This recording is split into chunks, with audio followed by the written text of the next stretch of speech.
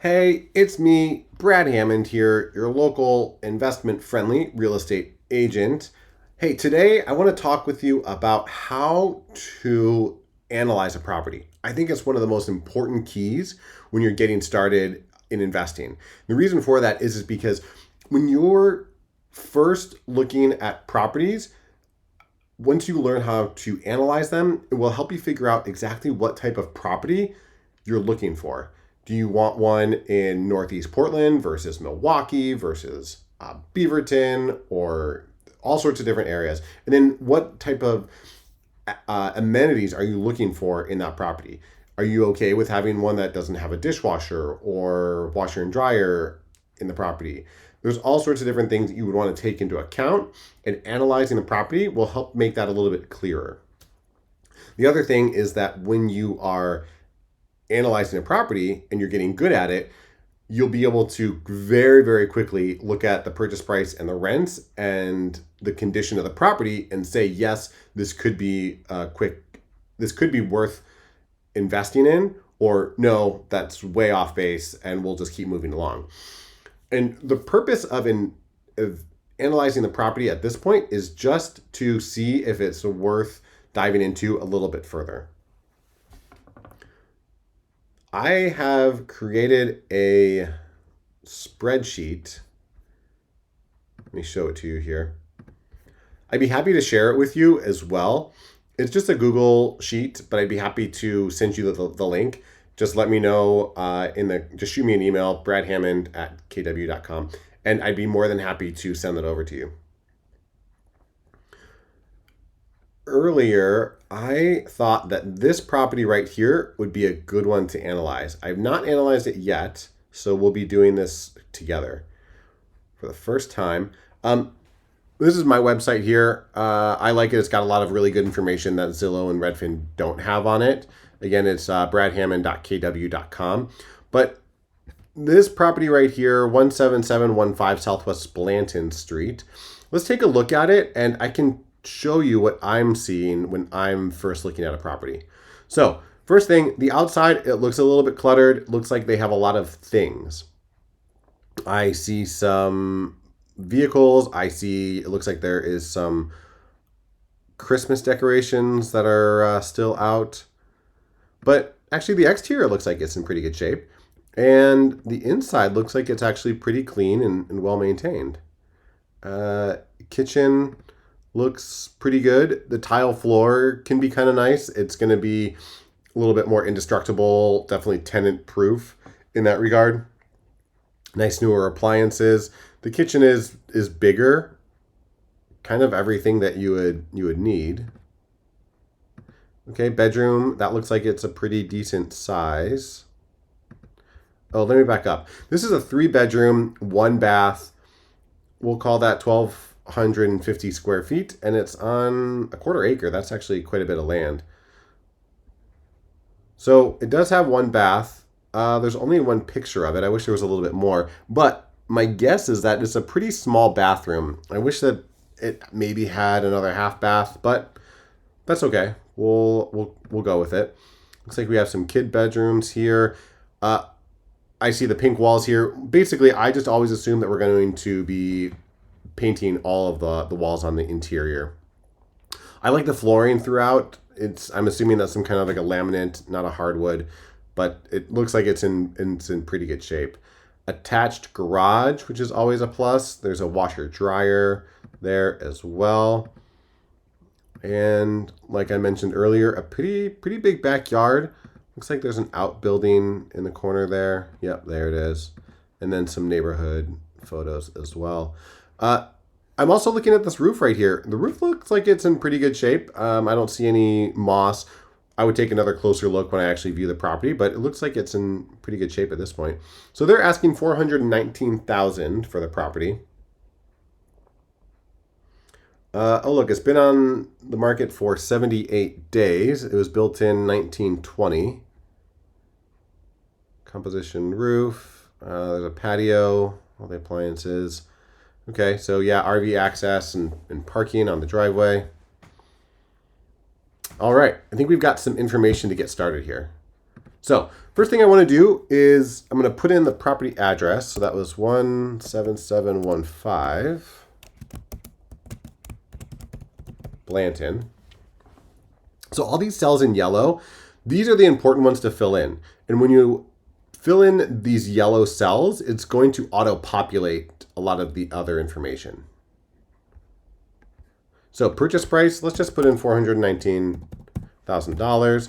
And down payment, you can see it auto-populated in there. I have on here 0.25, that is 25% down. That is going to be what you would typically do for a straight investment, a non-owner occupied home. If you want to change that, if you're going to owner occupy it, go for it. You know, maybe put in 0.05 for 5% or 0.10 for a 10% down payment. Loan term, that's always going to be 30 years here in the United States. And then debt interest rate, you'll probably want to change, mess around with that one quite a bit. But let's just stick with 6.5% right now. All right, gross income. What is this thing going to bring in per month? Well, for that, I'll go to Rentometer. I like this website quite a bit. Again, it's just some really basic, quick information.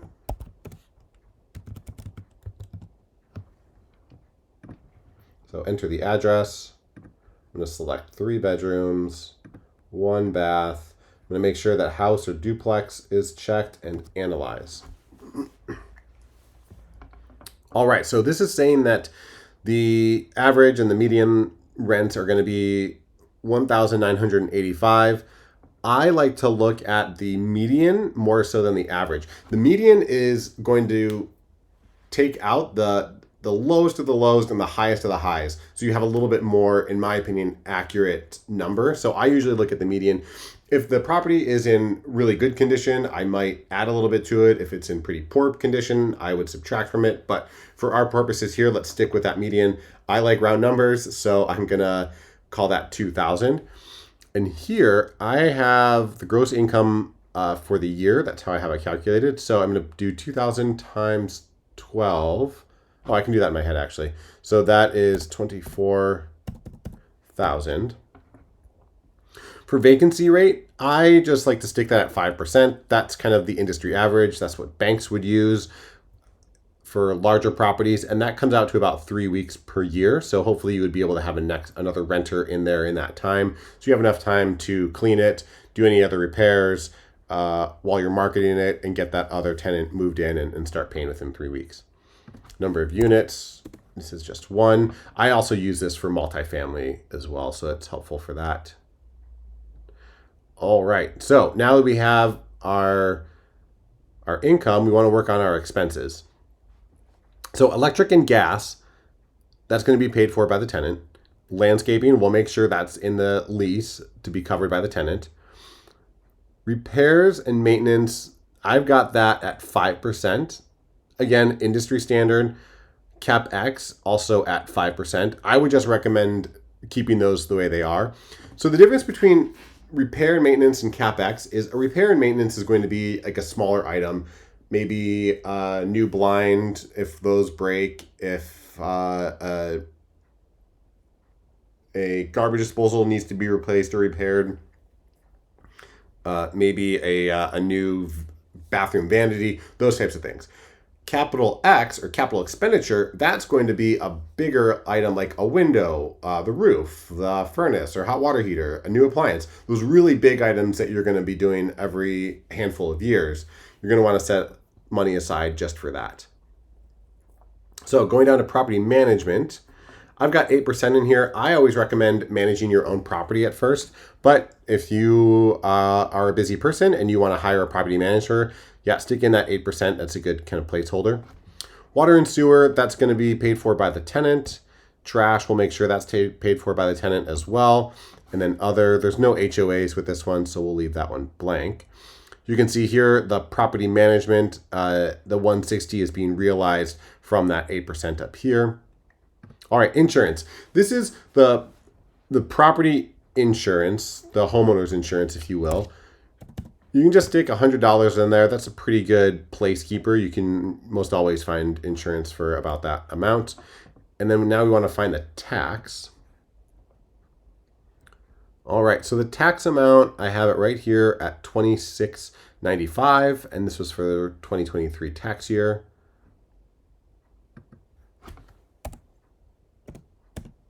That's a pretty good tax rate. I usually see them quite a bit higher than that. So that's fantastic. Yeah, definitely parts of Portland are quite a bit higher. And there's just different pockets within Portland that have higher taxes and lower taxes.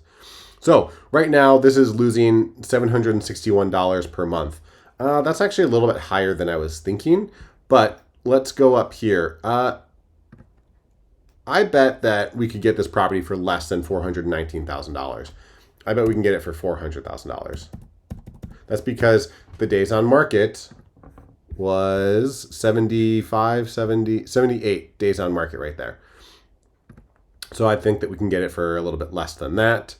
And then what if we mess around with the interest rate? But we can see right here, that dropped it down to $671 per month. So that's definitely a pretty good help. And then let's just say that we buy down the rate, or we have amazing credit, and now we have a 6% mortgage rate. Oh, all right. That did a pretty good job there. So that cut about $100 off per month. So that's fantastic.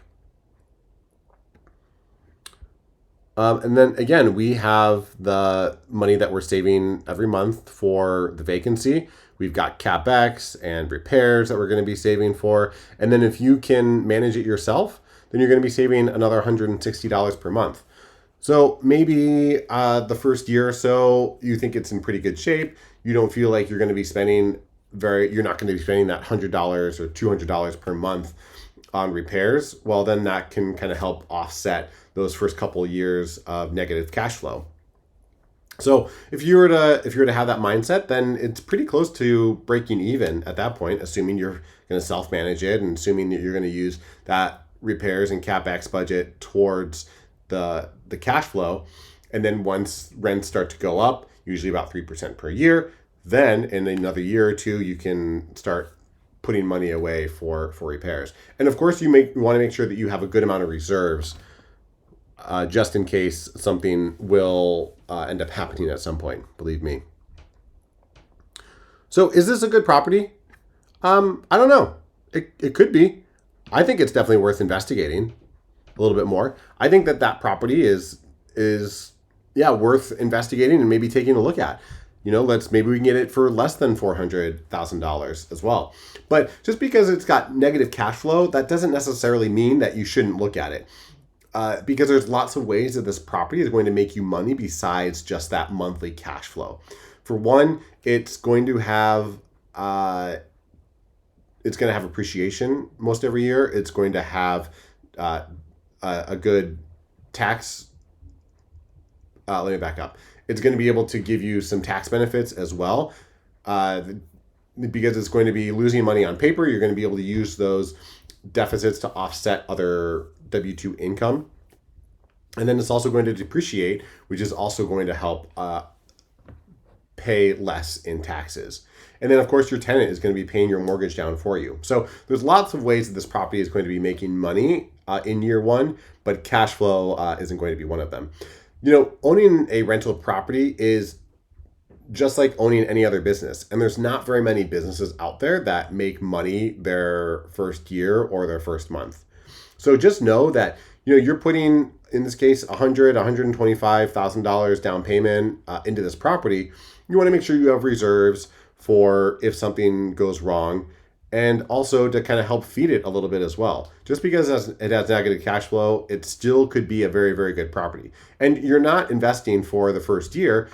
Hopefully you're going to have this property for 5, 7, 10 years at the very, very minimum. And at that point, it's going to be a very, very, very good investment for you.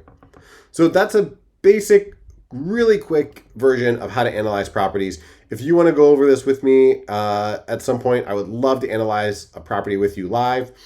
If you want a copy of this, just feel free to email me. I'd be more than happy to get you that. If you want a link to my website to look at properties, I can do that for you as well. But shoot me an email, bradhammond@kw.com. And until then, happy investing. Talk to you soon.